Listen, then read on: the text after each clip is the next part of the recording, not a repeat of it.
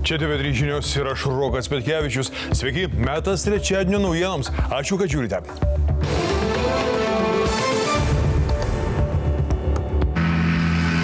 Zarasų rajone į ežerą nukrito skraidyklė, kuria skrido vyras ir moteris. Lemba, koks garsas buvo. Kuo viskas baigėsi? TV3 žiniuose autentiški liudininko filmuoti vaizdai. Naujausia algų statistika. Sostinėje gyventojai vidutiniškai uždirba 1750 eurų rankas, pusę tūkstančio eurų daugiau nei Zarasų ir Panevėžio rajone. Čia mes minimumą gaunam tik tai iki 900 daugiausiai uždirbti galima. Tarnybą Lietuvoje baigęs amerikiečių sunkusis batalionas pakeliui namo į Ameriką.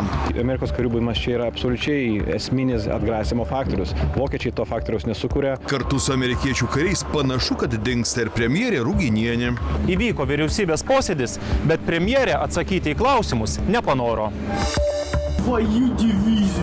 Putino gimtajame Peterburge ukrainiečių dronų smūgis milžiniškam naftos terminalui prieš pat diktatorių atvykstant į svarbų ekonomikos forumą. Раз, два, три, просто жестко. Ukrainiečiai smogė rusų karo laivyno flagmanui laivui Boikiai. Šilutėje rimta kabrioleto avarija. Posūkyje nesuvaldęs Jaguaro jaunas vyras rėžėsi į prekybos centro tvorą. Buvo be sąmonės ir perduotas medikams. Anglijoje masiniai protestai ir Britų susirėmimai su pareigūnais. Juos išprovokavo jauno Brito nužudymas. 18-metį religiniu peiliu subadė Sikhas, o policija Britui nepadėjo, nes indas pamelavo, kad Britas rasistas. Ore +25, vandenyje +13. Į pajūrio paplūdimius jau renkasi poilsiautojai. Džiaugiamės prasidėjusią vasarą. Nešalta? Aš jau maudžiausi. Prasidėjo ir nelaimės. Vienam poilsiautojui sustojo širdis, skendo ir šuo. 99% visų skendimai vyksta prie ženklo duobė, maudytis toje vietoje draudžiama. Ir sužinosite į Lietuvą atvežto garsiojo italų tapytojo Karavadžo paveikslo Šventosios Marijos Magdalietės ekstazė istoriją. Savininkai kūrinį perduodavo iš kartos į kartą, nežinodami tikrosios jo vertės, o manoma, kad ji gali siekti apie 20 milijonų eurų.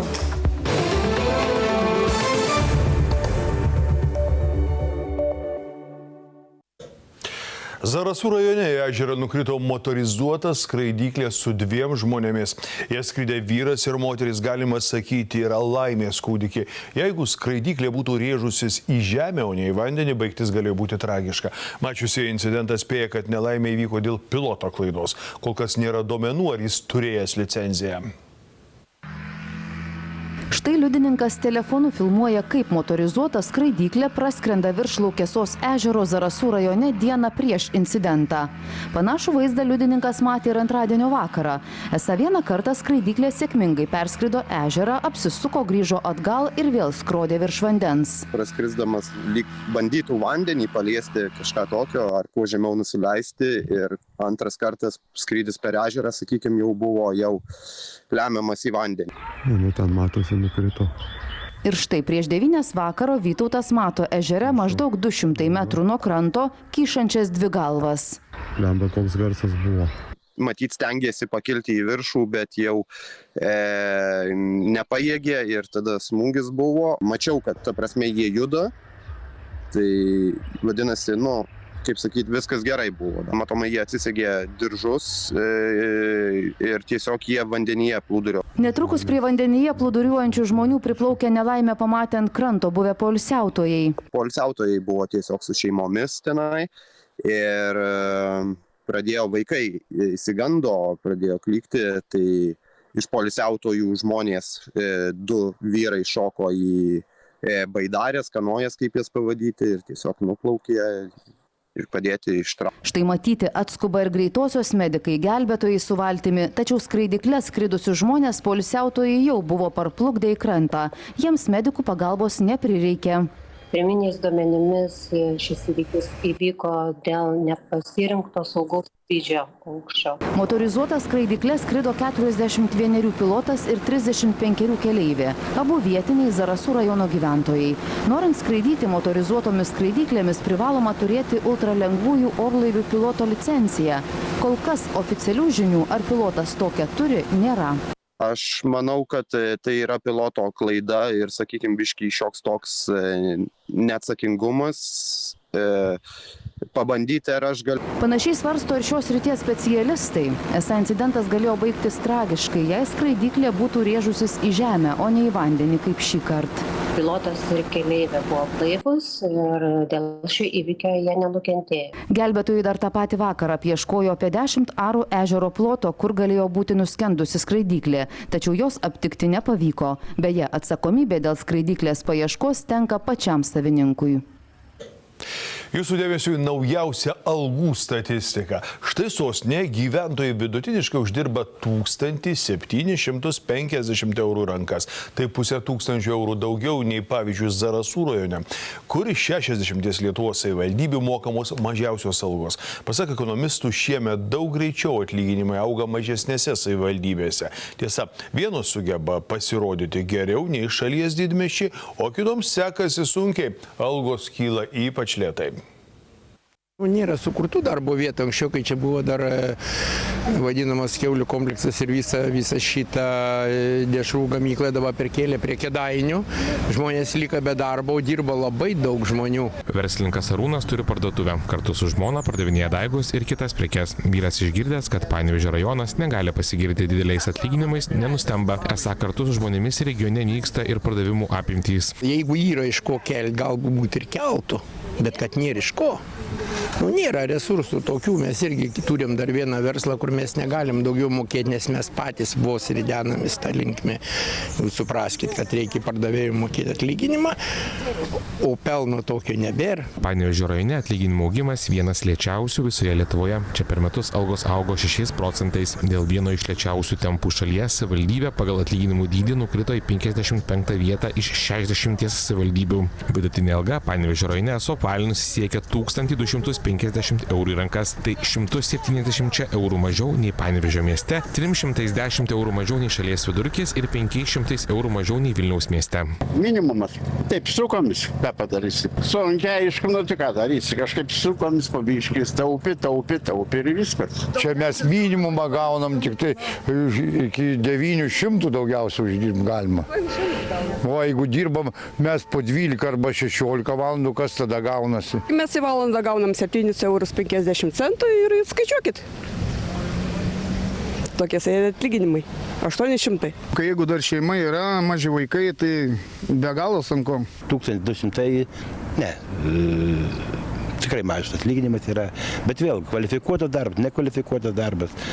Labai daug žmonių dirba, kaip čia pasakius, nekvalifikuotą darbą, turbūt nelabai ir įsireikalaus. Panevėžio rajono meras mano, kad atlyginimų augimą lėtina padėtis žemės ūkyje. Esam žemės ūkio kraštas ir daugelis ūkininkų, samdomų tų darbuotojų, kaip tai vadinasi, tos kortelės vadinamos, yra nežinau, kiek ten jie padidina, nedidina atlyginimo ir pridedam žemės ūkio darbuotojus, kurie visais laikais turbūt jie nepasižymėjo gerais atlyginimais, turbūt reikia sutikti, kad jie tam tikrą išaugimą žmonių, kurie dirba mieste, šiek tiek numuša į apačią. Tiesa, Lietuvoje dar yra savivaldybių, kur algos mažesnės nei Panevėžio rajone. Mažiausias vidutinis atlyginimas Zarasų rajone – 1210 eurų į rankas, kiek didesnis Šilalės rajone – 1240 eurų į rankas, o storiausiamis piniginėmis Lietuvoje gali pasigirti sostinės gyventojai. Vidutiniškai į rankas per mėnesį gauna 1750 eurų. Antroje vietoje Kaunas su 1600 eurų vidutinė alga, trečioje Kauno rajonas su 1540 eurų atlyginimu, ketvirtoje vietoje įstaisė Klaipėdos miestas, kuriame vidutiniškai žmonės uždirba 1530 eurų. Pasak ekonomistų, Vilniuje atlyginimai nebeauga taip greitai kaip anksčiau. Esą dalis sektorių stagnuoja, pavyzdžiui, informacinių technologijų. Atlyginimai šiame sektoriuje auga lėtai, labai lėtai, ypatingai praeitais metais, ir taip pat darbuotojų skaičius mažėja. Statistikoje išsiskiria Elektrėnų savivaldybė, kuri pagal vidutinio atlyginimų dydį yra 5. visoje Lietuvoje ir 250 eurų atsilieka nuo Vilniaus. Mūsų geografinė padėtis tarp Vilniaus ir Kauno tai leidžia gyventojams dirbti aukštos kvalifikacijos darbus didmiesčiuose, bet gyventi Elektrėnuose. Mes visos turi išnaudoti savo konkurencinius pranašumus ir ta geografinė padėtis tikrai yra naudingas dalykas. Aišku, taip pat Elektrėnai turi ir savo verslo struktūrą palankę, energetikos tos įmonės yra konkurencingos. Pasak ekonomistų, šiemet greitesnis atlyginimų augimas stebimas mažesnėse savivaldybėse. Tradicinės priežastys yra sparčiai didintas minimalus darbo užmokestis ir sparčiau augęs darbo užmokestis viešajame sektoriuje nei privačiajame sektoriuje. Atitinkamai tos savivaldybės, kuriuose didesnė gyventojų dalis uždirbo nedidelį darbo užmokestį, jų atlyginimai augo sparčiau ir taip pat tos savivaldybės, kuriuose daugiau viešojo sektoriaus darbuotojų dirbo santykinai, lyginant su privačiu sektoriu, taip pat atlyginimai augo sparčiau. Savivaldybėms, kurios nori didesnių atlyginimų, pasak ekonomistų, reikia bandyti į savo kraštą prisivilioti daugiau geresnius atlyginimus mokančio verslo, lengvinant biurokratinę naštą, siūlant palankesnės darbo sąlygas. Save pozicionuoti kaip kažkokį išskirtinį regioną. Matome, kad kai kurios savivaldybės tikrai padarė visai sėkmingų sėkmės istorijų, kurdamos kažkokius pramonės centrus ar laisvasias ekonominės zonas ir pritraukusios verslus, kurie padidino ir darbo paklausą ir atitinkamai įnešė užsakymų kitiems susijusiems versliukams. Lietuvos banko prognozėmis Lietuvoje šiemet algos turėtų vidutiniškai augti 8%. Kremliaus diktatoriui Putinui ruošiantis priimti svečius svarbiausiame Rusijos ekonomikos forume Sankt Peterburge, Ukrainos dronai nieko nelaukdami surengė savo atidarimo ceremoniją. Taigi likus vos kelioms valandoms iki renginio pradžios, Sankt Peterburge užsiliepsnojo vienas iš didžiausių naftos terminalų Baltijos jūroje. Jis yra visai netoli renginio vietos. Ir tai dar ne viskas. Ukrainiečiai smogė ir dar vienam rusų karo laivui. O mes kviečiame jūs padėti ukrainiečiams ir toliau kariauti su maskolių teroru. Prisidėkite aukodami dronams, automobiliams ir kitai fronte būtinai kariniai įrangai įsigyti. Štai tokius fejerverkus Ukrainos kariuomenė padovanojo Putinui. Milžiniškas ugnies stulpas į viršų kyla diktatoriaus gimtajame mieste Sankt Peterburge. Ankstų rytą čia į vieną svarbiausių naftos krovos kompleksų Baltijos jūroje atskrido Ukrainos dronai. Priblokšti didžiausios per šį karą atakos, Sankt Peterburgo gyventojai rodos iš visų įmanomų kampų filmuoja liepsnas. O štai taip jau degančių rezervuarų fone rusai dar bando automatiniais ginklais numušti dronus. O kol vieni medžioja bepiločius, ši porelė medžioja įspūdingus kadrus. Ой, да ну, еще горит. Снял. Dieną šiai atakai ukrainiečiai pasirinko neatsitiktinai. Šiandien vos už 17 km nuo Sankt Peterburgo naftos terminalo prasideda vienas mėgstamiausių Putino renginių – Tarptautinis ekonomikos forumas, savotiškas putiniškas Davosas. Раз, два, три, просто жестко. Akivaizdu, kad įtikinti savo šalininkus Rusijos ekonomikos didybę ir tvirtybę Kremliui bus gerokai sunkiau, kai virš miesto kyla dūmai. Gaisras apėmė dalį komplekso, kuris per metus perkrauna apie 13 milijonų tonų naftos ir pildo kruviną Kremliaus karo iždą.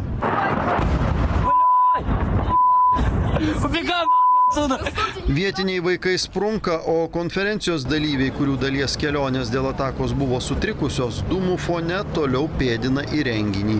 Paties Putino kalba Sankt Peterburge suplanuota penktadienį. O ukrainiečių fejerverkai neapsiribojo vien naftos terminalu. Štai šiuose kadruose matyti, kaip dronų atakos taikiniu tampa tikras rusų karo laivyno flagmanas – karinis laivas Boikijai. Tai trečia pagal dydį Rusijos Baltijos laivyno korvetė. Šis laivas ne tik tarnavo diktatoriui kaip raketų nešėjas, bet ir lydėjo vadinamojo šešėlinio laivyno laivus. O štai šiuos kadrus vakar per masinę Rusijos raketų ir dronų ataką nufilmavo Kijevo gyventojas. Kitaip nei ukrainiečiai, rusofašistai tikslingai smūgiuoja gyvenamiesiems namams ir žudo civilius. Teroras ir žudynės tai viena iš pagrindinių Putino taktikų, bandant priversti ukrainiečius pasiduoti. Aukų skaičius po vakarykščio teroro išaugo iki 23. O taip atrodo pasiekmės Dnipre, kur iš daugiabučio liko griuvėsiai. Zelenskis primena, kad Rusijos raketų ir dronų gamyba vis dar neapsieina be vakarietiškų komponentų, kuriuos režimas gauna apeidamas sankcijas. 33 «Іскандери» – це 1122 компоненти, 650 ударних дронів різних типів, це більше ніж 17 тисяч компонентів, без яких неможливо виробити їх. Šiandien į Kyjivą atvyko NATO generalinis sekretorius. Kartu su Zelenskiu jie pagerbė žuvusius Ukrainos gynėjus. Apie šį vizitą iš anksto nebuvo skelbta. Markas Riutė į Kyjivą atvyko likus kelioms dienoms iki NATO viršūnių susitikimo Ankaroje, kur Ukrainos sąjungininkai spręs, kaip toliau priešintis Rusijai.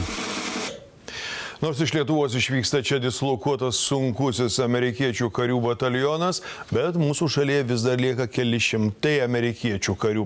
Politikai kartoja, kad reikia laukti žinių iš Vašingtono. Amerikiečiai esą žada, kad liks mūsų šalyje. Tačiau ar bus išlaikytas toks pat pajėgumas, ar liks tik žymiai silpnesnės pajėgos, kol kas niekas nežino. Amerikos karių buvimas Lietuvoje itin svarbus. Ekspertai pripažįsta, kad rusai kur kas labiau bijo provokuoti Jungtines valstijas ir kur kas drąsiau jaučiasi erzindami europiečius. Beje, kartu su amerikiečių kariais panašu, kad dingsta ir premjerė Inga Ruginienė. Lietuvos žmonėms iš jos išgirsti, kas vyksta mūsų šalyje, tampa nebeįmanoma. Tarnybą Lietuvoje baigęs amerikiečių sunkusis batalionas pakeliui namo į Ameriką, bet bent jau kol kas Lietuva be šių sąjungininkų nelieka. Kadangi įvyksta rotacija, ta vadinamoji techninė rotacija, eilinė rotacija, tie 350, apie kuriuos jau buvo skelbta, jie atvyko, jie yra nauji ir tie 650 išvyksta. Bet kada atvyks nauji ir kiek jų atvyks, tikslių žinių nėra. Ką sugalvojo Pentagonas, kol kas nėra aišku. Visi valdžios atstovai negali pasakyti nieko konkretaus.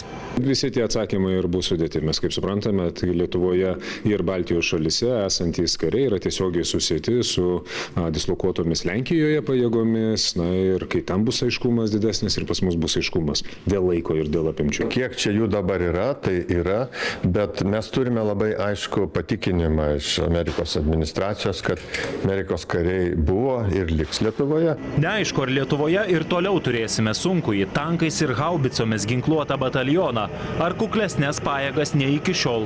Šiek tiek, aišku, nerimo yra, ar tikrai tie 650 atvyks ir už kiek laiko atvyks, kad tas tarpas visada irgi, mes žinom, kaip sako, nėra nieko pastovesnio už laikiną.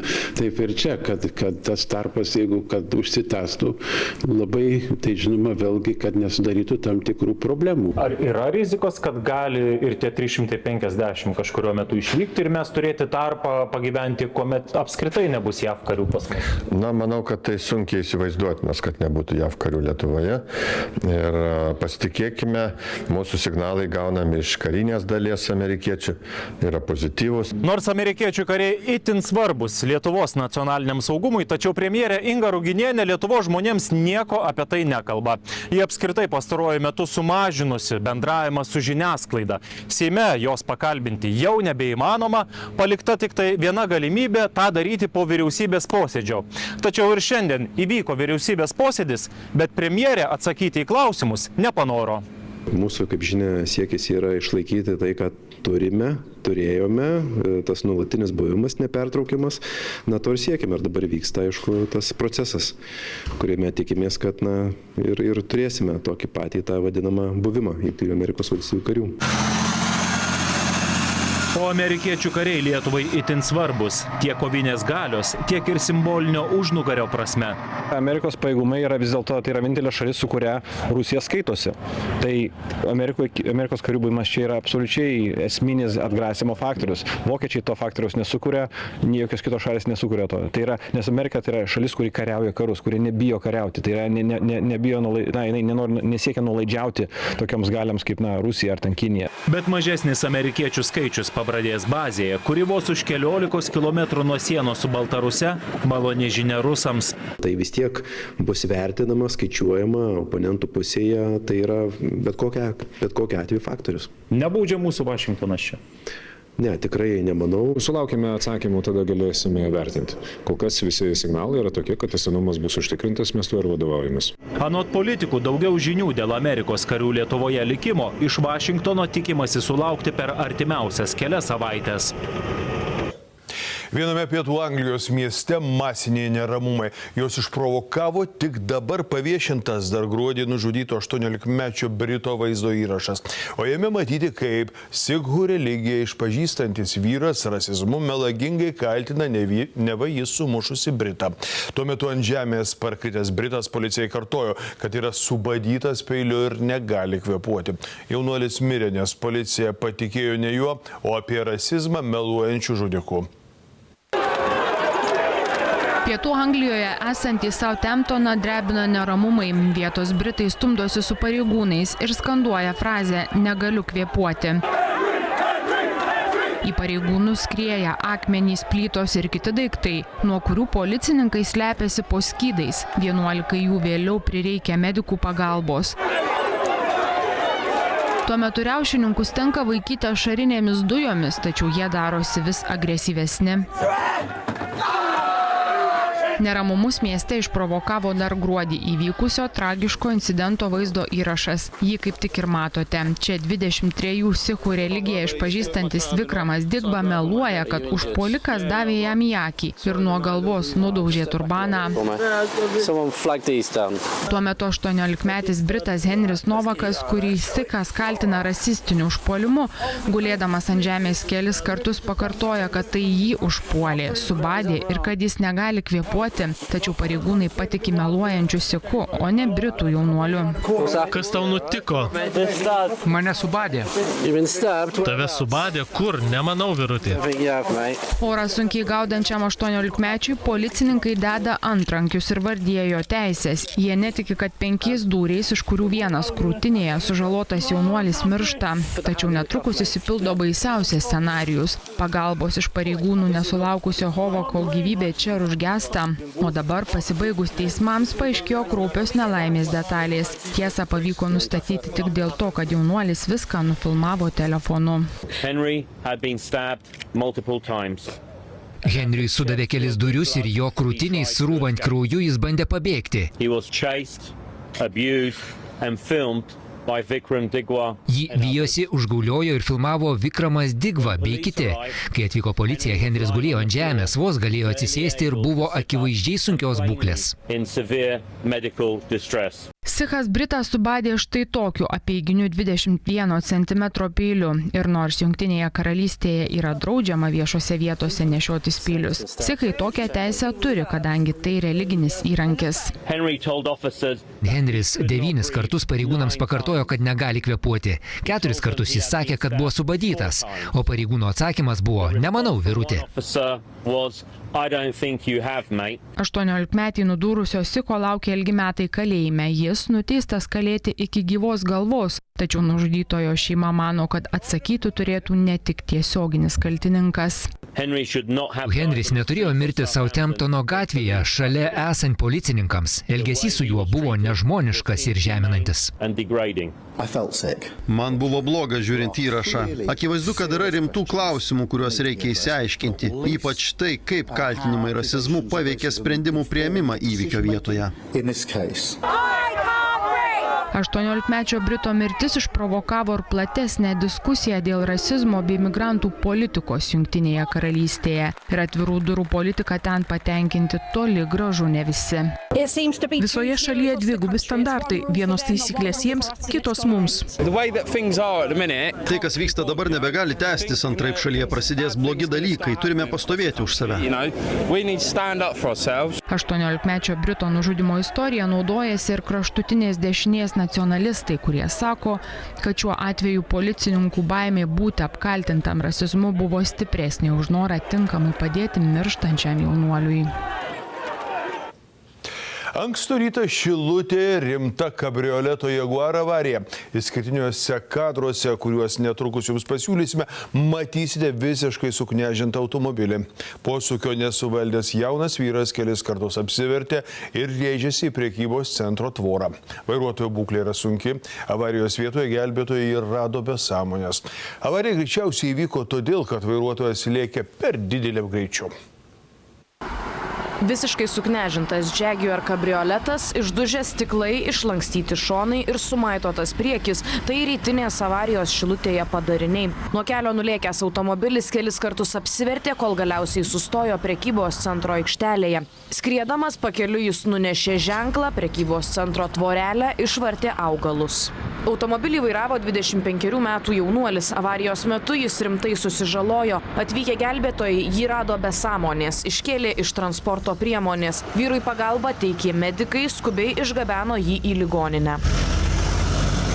Buvo išsiųstos pagalbos tarnybos, ugniagesiai gelbėtojai, greitoji ir policija. Nuvykus ugniagesiam gelbėtojam, žmogus nebuvo prispaustas, bet buvo be sąmonės ir perduotas medikams. Atvykę policijos pareigūnai automobilį rado sumaitotą. Pirminė avarijos priežastis – greitis. Posūkiu lėkęs jaunuolis tikėtina nesuvaldė automobilio ir vertėsi. Ar vairuotojas buvo girtas, kol kas nėra aišku, kadangi įvykio vietoje jis buvo nesąmoningas. Kraujo mėginį paims medikai.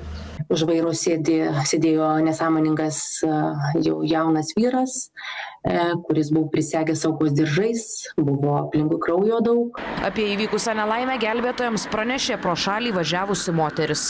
Pranešė pravažiuojantį, vykstantį į darbą ir nurodė, kad automobilis vertėsi, kad apgadinti Moki veži parduotuvės tvora. Ir tiek, kad viduje yra žmogus. Vyro būklė sunki, pirminę pagalbą jam suteikė Šilutės medikai, o reanimacijai jis išgabentas į Klaipėdą. Nuo toliau sezoninės naujienos. Vasara atkeliavo ir Lietuvos paplūdimius. Žmonės jau ieško patogesnės vietos ant smėlio prie jūros. Neretas išmėgina ir vandens temperatūrą, o jį kol kas gelia. Poilsiautojų sveikatą bei gyvybę saugo 100 gelbėtojų. Tačiau pirmosios nelaimės, jau prasidėjo. Štai vienam senjorui pliaže sustojo širdis. Gelbėti teko ir skęstantį šunį. Kaunietis senjoras Algimantas štai tai Baltijos jūra ties Palanga mėgaujasi kiekvieną vasarą jau 20 metų. Šį sezoną, sako, į vandenį lenda dar saikingai, iki juosmens ir trumpam. Baltija dar per šalta, vandens temperatūra dabar 13 laipsnių. Paplūdimėjau kokią savaitę, tai visos tokios geros dienos, bet dar tik tai pasiruošimas visai vasarai. Pliaže šalia Palangos poilsių mėgaujasi ir šeima iš Šiaulių. Oro temperatūra 25 laipsniai. Susitikom su vaikais. Super, džiaugiamės. Prasidėjusią vasarą. Nešalta? Aš jau maudžiaus. Ir? Fainiai atsigaivinti, nu. Bet visiškai maudėt, pūkštelėjot ten panėrus? Taip, žiemą aš kartais maudaus. Tai čia jums dabar šis arbatėlė? Nėra tokia arbatėlė, kai jau ten maudytumės, bet atsigaivinti gerai. Tačiau prasidėjusi vasarai paplūdimius atnešė ir pirmasias nelaimės. Palangos pliaže sustojo širdis 76 poilsiautojui. Mes iš karto sureagavom, nuvykom į įvykio vietą, bet dėja žmogus jau buvo negyvas, pamėlynavus. Nors karščiai dar tik prasideda, medikai įspėja jau saugotis. Rinktis lengvus, šviesius rūbus, nuolat gerti vandenį ir vengti tiesioginės saulės spindulių, kai ji pati kaitriausia. Ypač lėtinių ligų turinti žmonės, nėščiosios bei vaikai. Jeigu norisi laiko praleisti paplūdimyje, tai svarbu turbūt kiekvienam, ypač gyvenantiem pajūryje, ar ne, daugiau rinktis ankstyvesnį rytą ar vėlesnės valandas, bent jau nuo 5 valandos, ar ne, kada tai yra saugu. Kurorto gelbėtojai sulaukė ir labai neeilinio pagalbos šauksmo. Vieną vakarą skendo šuo, tai irgi toks buvo nestandartinis įvykis, kad pranešė žmonės, kad skęsta šuo, aišku, nuvažiavom, padėjom. Klaipėdos gelbėtojai šiam sezonui atnaujino techniką ir jau pastatė apie povandeninės duobes įspėjančius ženklus. Paradoksalu, bet 99% visų skendimų įvyksta būtent prie tokio ženklo.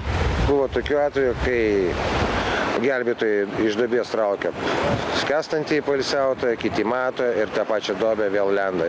Anot Klaipėdos gelbėtojų 80–90% skendimų įvyksta, kai iškelta raudona vėliava.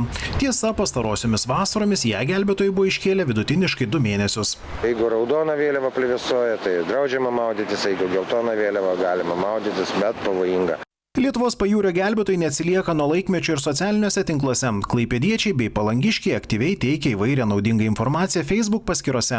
Megzdami ryšį su jaunaisiais poilsiautojais, kurorto gelbėtojai atkeliavo ir Instagram. Kur šiemet kelsime kiekvieną dieną atnaujinimus dėl vėliavų reikšmių, dėl oro temperatūros ir dėl specialių pranešimų. Palangos paplūdimiuose budi 50 gelbėtojų, Klaipėdos 48. Vasara prie jūros prasideda. Ir dar iš pajūrio ant plauko pakibo 3 milijardų eurų vertės Igničio jūrų vėjo parko ties Palanga statybos. Energetikos ministras kalba, kad projektas gali būti suspenduotas, mat jo kaina tikėtina yra per didelė už galimą naudą. Aiškėja, kad projektas įstrigo, statybos gali užsitęsti dar kone 10 metį ir gaminti pernelyg brangią elektrą. Seimo nariai jau prašo generalinę prokuratūrą įvertinti Igničio vadovų ir energetikos priežiūros institucijų atsakomybę.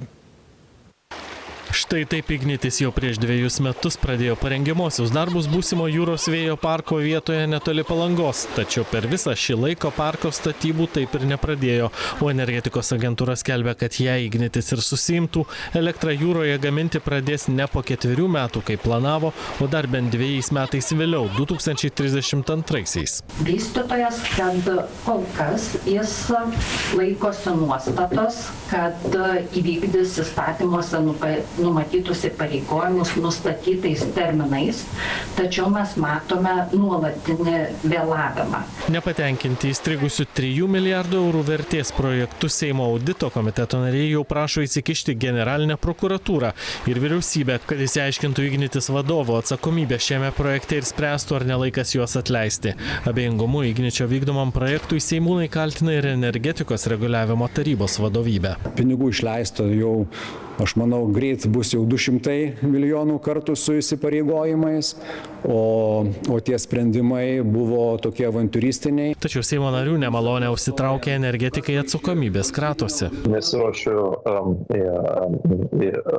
politinė auditorijai manipuliuoti skaičiais, studijos atliktos, sprendimai buvo komerciniam parkui yra daromi verslo modelio sprendimai. Konstatuojama, kad vertas nevykdė to, ko net nėra pavesta ir jokių instrumentų nesuteikta. Tai mūsų supratimu tas nėra visiškai objektyvu ir teisinga. O štai energetikos ministras Žygimantas Vaičiūnas nebevinioja žodžių į vatą ir sako, kad įstrigęs vėjo parko jūroje projektas nepasiteisino. Jeigu kaštai yra didesni negu naudos, tai be abejo projektas turi būti suspenduotas.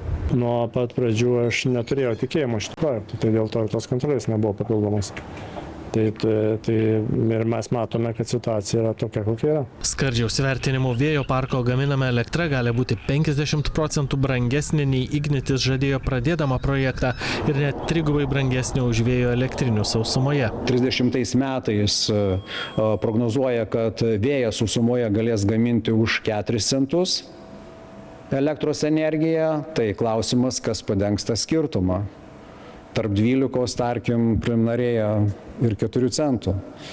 Kam teks ta našta? Beje, jau dabar dar net nepradėjus statyti jūros vėjo parko, pramonininkai skundžiasi, kad Lietuvoje elektra pernelyg brangi ir jų produkcija tampa nebekonkurencinga. Prezidentas Gitanas Nausėda ragina Seimą įmonėms, kurios per metus sunaudoja daugiau nei 500 milijono kWh elektros, dalį išlaidų kompensuoti paskolomis iš Nacionalinio plėtros banko Iltė. Pramonės kolegos, jie šitą klausimą taip tikrai kelia. Tai yra jautru, nes pigia darbo jėga konkuruoti negalime. Ir dar kai prisideda dideli elektros energijos kaštai, tai tikrai sukuria problemų. Prezidentūra prognozuoja, kad į elektros kainų sumažinimą gali pretenduoti beveik 2000 šalies įmonių, o jų paramai kasmet gali prireikti apie 50 milijonų eurų. Kylančios maisto kainos gąsdina lietuvius, todėl kai kurie vėl važiuoja į Lenkiją apsipirkti, ir dalinasi, kiek pavyko sutaupyti ir kokios kainos pas mūsų kaimynus. Daugiau apie tai paskaitykite portale tv3.lt. O dabar TV3 žiniose meno šedevras. Į Lietuvą atvyko ilgą laiką dingęs ir tik po šimtmečių tiksliau atrastas originalus vieno garsiausių baroko meistrų Karavadžo paveikslas Šventosios Marijos Magdalietės ekstazė. Jo vertė net keliasdešimt milijonų eurų. Šis kūrinys išsiskiria dramatiškų šviesos ir tamsos žaismų ir ryškiomis savo detalėmis.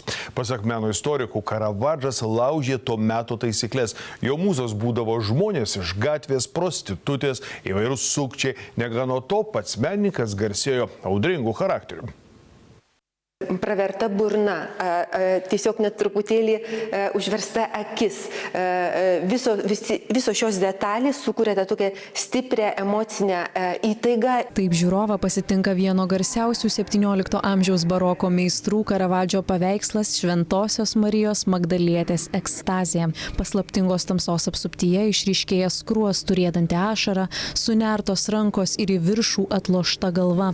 Tai originalus kūrinys. Didelė dalis paveikslo paliekama fonui, kuris dar ryškiau išryškina patį moters kūną. Gali būti labai tobulas kopijuotojas, tačiau potėpį, kurį Karavadžas dažnai tiesiog perbraukdavo vieną kartą ir nebetaisydavo. Šiuo metu yra skaičiuojama apie 12 panašių paveikslo versijų, tačiau nė vienas nebuvo pripažįstamas originalu. Šventosios Marijos Magdalietės ekstazės paveikslas nuo 17 amžiaus pradžios buvo laikytas dingusiu, o atrastas tik 2014 metais privačioje kolekcijoje Šveicarijoje. Savininkai kūrinį perduodavo iš kartos į kartą, nežinodami tikrosios jo vertės, o manoma, kad ji gali siekti apie 20 milijonų eurų. Paveikslas buvo padengtas gana storų, tamsių sluoksnių. Prireikė laiko jį nuvalyti ir atlikti tam tikrus restauravimo darbus. Po jų ir išryškėjo, kad tai Karavadžo kūrinys. Tai tikrai pirmas kartas, kai Karavadžo menas pristatomas Lietuvoje. Meno ryšys tarp Lietuvos ir Italijos siekia šimtmečius nuo pat romėnų laikų. Dailininkas iš Italijos šiame kūrinyje pasakoja ne tik apie tikėjimą ir atgailą, bet ir apie žmogaus trapumą. Kaip apačioje nutapyta kaukolė primena, koks laikinas yra žmogaus gyvenimas. Jis nedarydavo paruošiamųjų eskizų, o kūrė iš karto. Paskui tapymo eigoje kildavo įvairių idėjų, sumanimų, korekcijų. Prieš pasiekdamas Vilnių paveikslas apkeliavo ne vieną pasaulio šalį, o paskutinė jo kelionės atkarpa buvo kiek netikėta. Jis atvyko iš New Delio, iš Indijos, per Helsinkį. Tai iš tikrųjų mes jo laukėme net savaitę. Bet pagaliau jis atkeliavo ir ne oro paštu, bet žemės keliu. Todėl, kad dėžė netilpo į mažą lėktuvėlį. Vos per 10-metį dailininkas sukėlė tikrą revoliuciją tapyboje. Vis dėlto greitai išgarsėjusio genijaus karjerai trukdė jo ūmus būdas. Karavadžas ne kartą kaltintas užpuolimais, sumušimais, tačiau žiauriausią nusikaltimą įvykdė 1606 metais, kai muštynėse nužudė žmogų. Po to Karavadžas pabėgo iš Romos, slapstėsi iki pat mirties. Paskelbė jam mirties bausmę ir kad bet kas Romoje jį sutikęs jam galėjo nukirsti galvą. Dailės istorikai mano, kad būtent kūrinį vaizduojantį Mariją Magdalietę ekstaziją dailininkas vežėsi su savimi. Kol kiti kūrėjai žvalgėsi į aristokratus, Karavadžas savo herojų ieškojo tarp tų, kurių visuomenė dažniausiai nepastebėdavo. Tai yra žmonės iš gatvės, prostitutės, įvairūs sukčiai ir tai, kas yra paprasta liaudis, kuri sukuria skandalą efektą. Tai yra pats įtakingiausias dailininkas visų laikų, nes turėjo daugiausiai pasiekėjų, sąmoningų ar nesąmoningų, žinojusių ar nežinojusių Karavadžą, jeigu ten tapė, sakykim, kokio vėlyvojo baroko laikais. Paveikslą Šventosios Marijos Magdalietės ekstazė Valdovų rūmuose bus galima pamatyti iki birželio pabaigos. Na, mes keliamės į tolimąją Japoniją. Štai ten dviejose Fukušimos gamyklose ir gyvenamajame rajone siautėjo meška ir sužalojo 4 vyresnio amžiaus žmonės. Kadangi pavojinga plėšrūnė kažkur pasislėpė, pavojus niekur nedingo, vietiniai išsigandę, na ir privalo būti budrūs. Štai koks svečias vakar apsilankė Fukušimoje esančiame pramoninėme rajone. Atrodytų, meška čia laksto be tikslo, tačiau nubudusi po žiemos miego ji ne tik alkana, bet dar ir suirzusi. Čia matyti, kaip rudoji ima vaikytis plieno gamyklos darbuotoją. Akimirkai lokys jį sučiumpa ir parverčia ant žemės. Tačiau matyt nusprendžia, kad gamyklos viduje bus įdomiau ir su visais stiklais įlėkė į ją. Štai nuotraukoje išdaužtos durys. Tačiau gamykloje meška klaidžioja neilgai. Netrukus iš jos išlėkė ir patraukė savo keliais. Ta meška buvo tikrai didelė. Vienu metu jį užsiropštė ant kažkurio pastato stogo, o tada kažkur pradingo. meška aplankė 2 gamyklas ir gyvenamąjį rajoną, kur ji dabar neaišku, tačiau vietos pareigūnai davė leidimą į plėšrūnę mešką šauti, kadangi ji jau sužalojo 4 žmonės - 3 60-mečius ir 1 80-metę. Dar ir šiandien vietovėje, kur klaidžiojo meška, uždarytos mokyklos ir darželiai. Na štai meškos gąsdina ne tik lietuvius ir dar rimčiau. Mes tęsėme po minutės kitos. Ir gerų naujienų pateikia geriausio Lietuvos disko metiko stovykla. Gerų naujienų laukiu ir iš Naglio Šulijos. Iš karto po žinių laida Farai, o nuo 20 val. Per TV3 premjera serialas apie Astravo elektrinės tragediją Sala 2029. Pasižiūrėkite.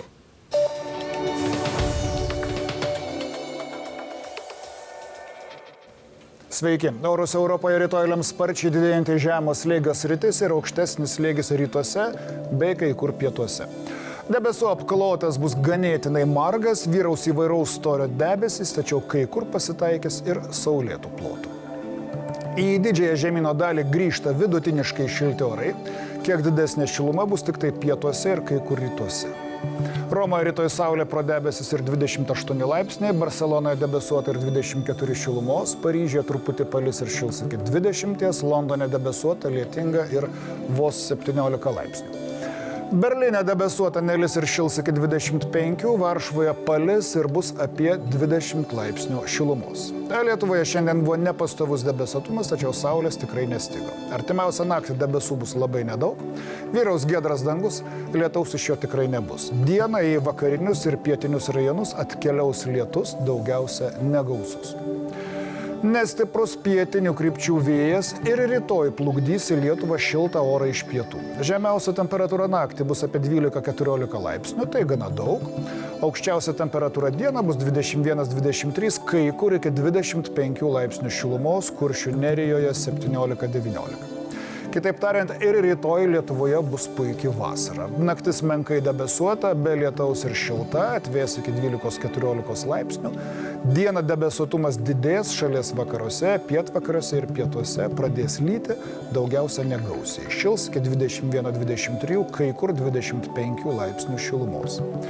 Penktadienį vyraus debesuoti orai ir naktį ir dieną daug kur trumpai palis, kai kur gali ir kiek gausiau ir su perkūnija. Naktis šilta, atvės iki 14-16 laipsnių, dieną šils iki 24-26 laipsnių, šalies rytuose bus apie 20-22. Šeštadienį ir naktį ir dieną tai vienoje vietoje, tai kitoje bus lietaus, kai kada vasariškai smarkesnio ir su perkūnija, vėlgi tikrai lis ne visur tuo pat metu.